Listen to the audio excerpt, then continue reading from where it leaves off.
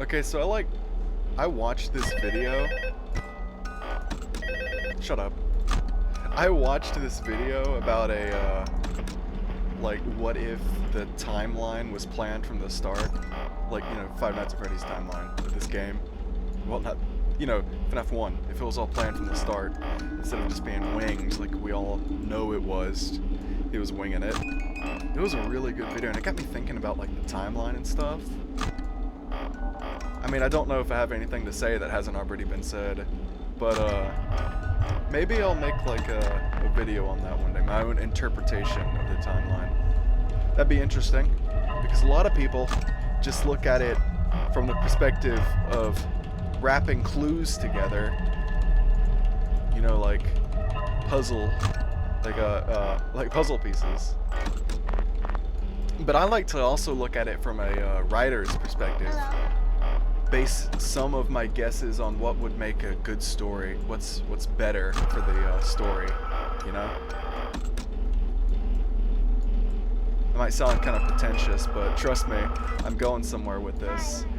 Like, let's just say, for writing's sake, that the first tragic event in the timeline was the bite of 83. That makes sense from a writing perspective, because it gives Purple Guy his first bit of motivation to actually start going crazy. Because if the sister location animatronics and all that come first, that means he was always just killing kids and stuff without really having a triggering event in his story, which is, in my opinion, a worse story and makes him a worse villain. I'm talking about lore here. Go away. Oh my gosh, it worked. He's a nerd. Hello? Oh my gosh, goodbye. Please let me go. Oh my gosh. We almost lost it all right there. Okay, so back to what I was saying. If the first death was his son, the crying child one, that makes a lot more sense, because he would never have just made animatronics with the purpose of killing kids in the first place. Who the fuck does that? No one does that. I'm starting to panic a little bit.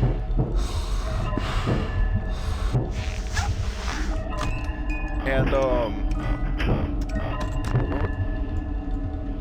where am I going with all this? Okay, so fast forward in the timeline. From a writer's perspective, honestly, don't know when sister location would take place. FNAF 4, obviously the gameplay of it, from a writer's perspective, it would be really cool if all of that was like a nightmare that the kid was having as he was dying. That would be fucking badass. But there's like books and stuff that imply that it's just like fucking toxins or something. Hallucinogens, if I'm pronouncing that correctly. Hallucinating stuff that makes Michael actually hallucinate all that instead of just a crying kid, which is a lot less cool in my opinion. I would not do that if I was the writer. I would just leave that as is. Ooh, oh, get out of here.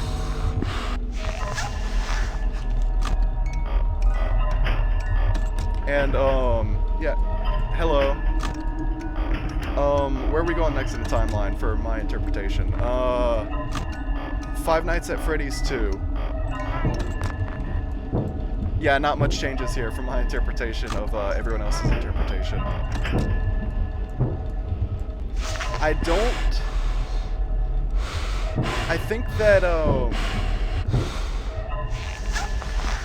think that toy animatronics ever got possessed, because they never had a moment where their spirits were released like the classics ones did in FNAF 3. So it would make sense that they never actually got possessed, because they didn't have that, like, bit of lore was never tied up. There was never any there was never an end to that story. There was never a conclusion to that story arc. Fuck you. To me, it makes more sense that it was like their AI got all fucked up by Night 5. That's why they're acting all weird, because there was never any names for those kids. There was never any, like, moment where they were freed, like in Five Nights at Freddy's 3 with the good ending. Now I'm becoming schizophrenic again.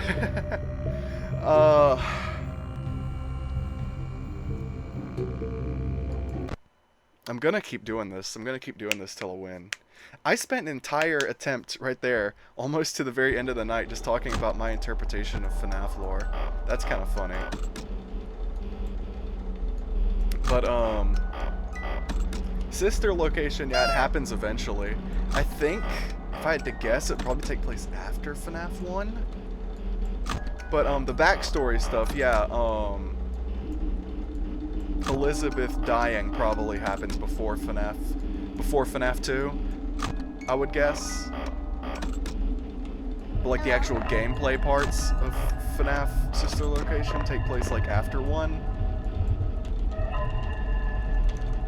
They might take place before, but I cannot really confirm.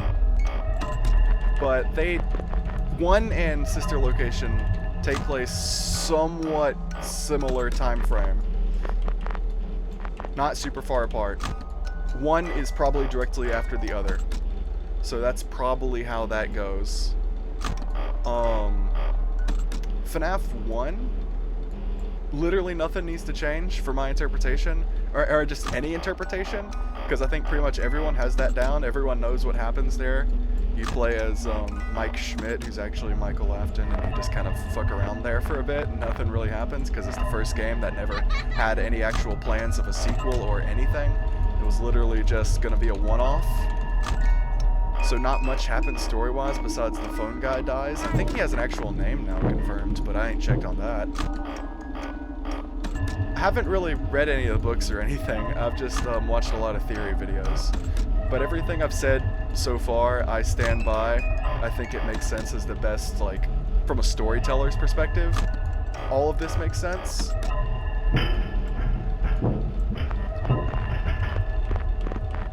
And I'm just saying what I think would be the best story.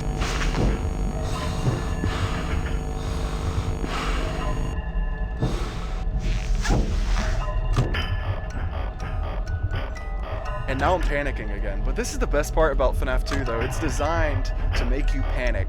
That's like what the whole game is about. It's making you afraid and panicked.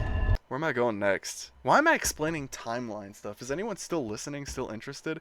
Have I stopped being entertaining? Why am I having a crisis right now? I'm 21. It's no time for a midlife crisis. At least I hope not. Yeah, I wish these cameras all mattered more.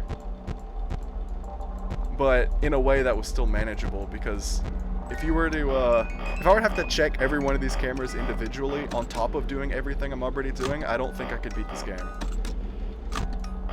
Like, when designing games, you need to keep difficulty in mind.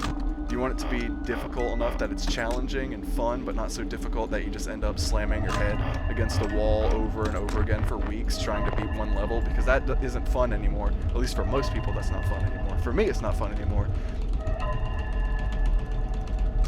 Like when I was playing FNAF 1 the later nights and trying to get through it, when I was playing that last night and it took me 2 days to get past it, that wasn't... It kind of got to a point where it wasn't fun anymore. Anyways, why am I talking about game design now? I was talking about lore. Who the fuck said hello? That didn't sound like Balloon Boy that time.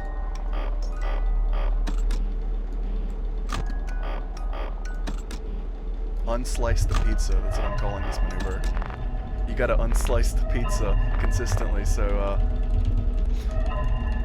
it don't get ya. Any place early on in the timeline kind of makes sense for when the marionette got possessed. Also, everyone calls the marionette the puppet, even though it's called the marionette, but everyone calls it the puppet, which is super annoying to me. I don't know why it's annoying to me either. It doesn't matter. Oh, hell yeah. Anyways, what was I even talking about?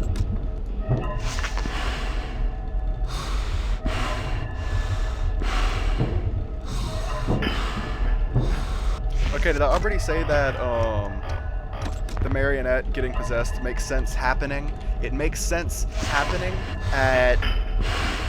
in the timeline, probably after Fredbear's, in that incident. but still pretty early, like before FNAF 2. Obviously before FNAF 2! Why am I explaining lore?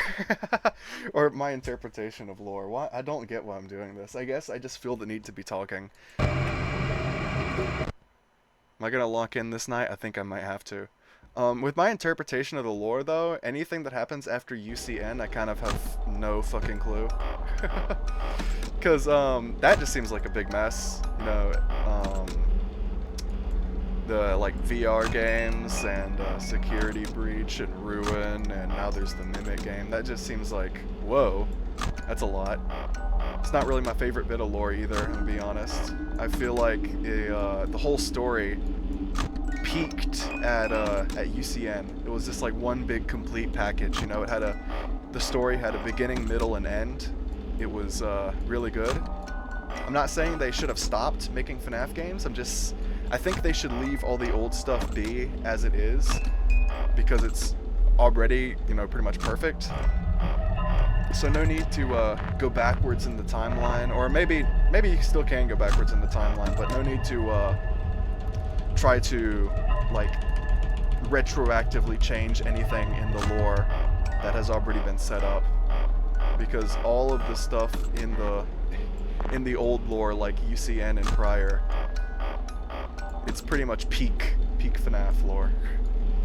Man, I loved getting into the FNAF lore and diving into the theories and stuff back in 2014, you know, when these games first came out, FNAF 1 and 2, and then 3 in 2015. I was one of the lucky ones who got in really early. I got in when FNAF 1 was the latest game. I got in before FNAF 2 came out. I remember even myself, I watched the teaser trailers for FNAF 2 with the London Bridges falling down. You know, they played that song in it. In one of the teaser trailers, I believe.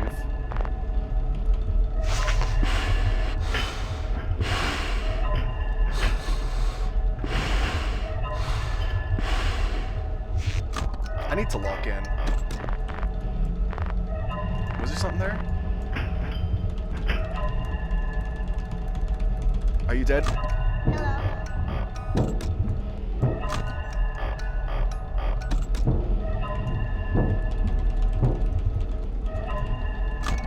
I might be dead soon.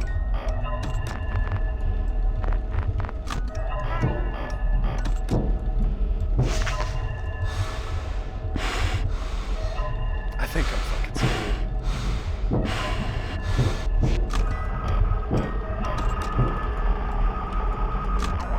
No! Oh my gosh, I did the wrong thing. I clicked the wrong... Did you see that? Look at the mouse. I was trying to... No, just kill me. It's not worth it. I need to lock in. Go on.